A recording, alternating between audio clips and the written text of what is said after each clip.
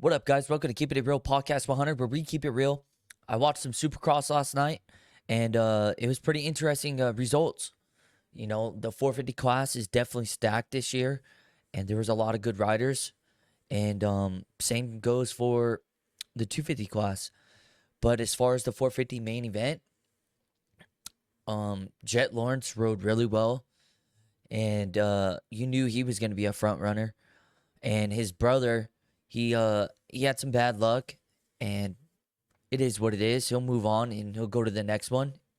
I believe it's Hunter Lawrence's rookie year too. So, you live and you learn. So he'll bounce back and he'll be back.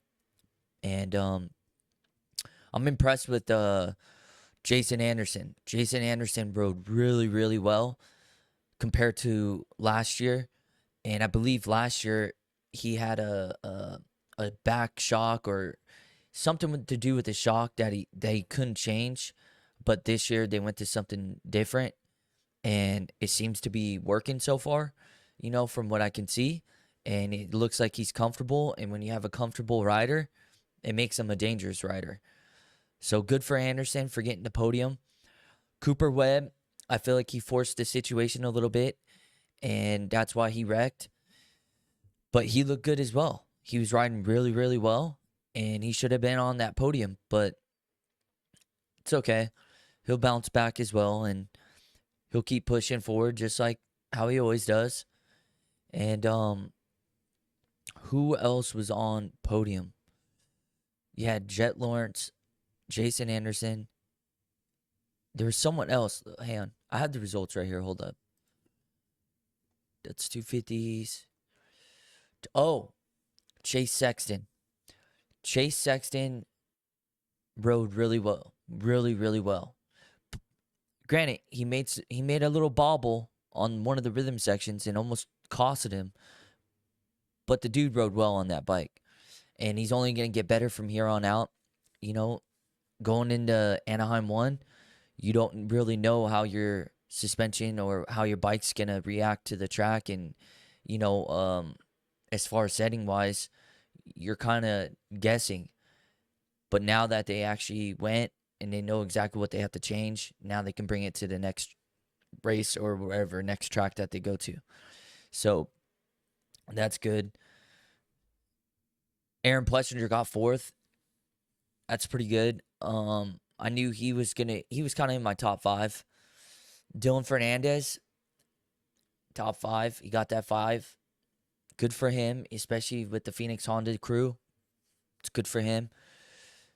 Like I said, Cooper Webb, he just made a bobble and mistake that costed him to go down, and I just felt like he was just pushing it a little too much, and that's all right. He'll bounce back. Justin Barsha, glad to see him up there.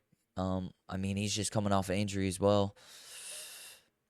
Justin Cooper, it's good for him to get a top 10 in the 450 class, especially how stacked this class is. It's good for him to get a top 10. Eli Tomac, you knew what it was going to come down to, and that's going to be starts. He hasn't started on a gate since his injury. So, you know, I give him a few more races, and he'll be back. And you know that they're going to go back and work on starts, but at least he got a gate drop with people on the line.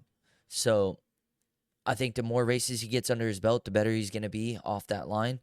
And as far as Ken Roczen, he just had bad luck. He started in the very back, crashed, got caught up with Malcolm Stewart, unfortunately. And, you know, that's going to happen, you know, when you get a bad start. So you want to tend to get a good start, but it's easier said than done. You know, these are why these dudes are professionals, and I'm not. So let's go down to 250 class. RJ Hampshire taking the W. That's good for RJ Hampshire. I'm glad to see him up there, and he did really well, man. Same with Jordan Smith. I'm glad he's up there. Got that second. Levi Kitchen, you know, I kind of figured he was going to be up there as well. I feel like he has something to prove, and seems like everything's going good so far. Joe Shimoda, if that kid could just get a better start, he'd win the whole thing. I'm telling you, man, that dude he's on his way to becoming a champion. And honestly, if he just works on his starts and gets better starts, he's gonna be hard to beat. His bike and him are just flowing, dude. They look good together, and I just can't wait for the next round and see what Joe Shimoda is gonna bring to the table. But that kid he's on something, dude. And I feel like he's gonna be a championship contender for sure. Max Volan, good for him to get a top 5. And then I would have liked to see Garrett Marchbanks get up on a podium spot, but like again, it's a stacked field. So what are you gonna do? Ryder DeFrancisco, good to see that he got a top 10. And same with Carson Mumford, man.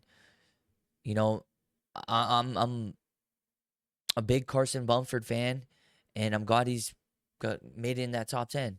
And I think I think he could be a top 5 contender, definitely. Same with Ryder DeFrancisco and Mitchell Oldenburg and all those people.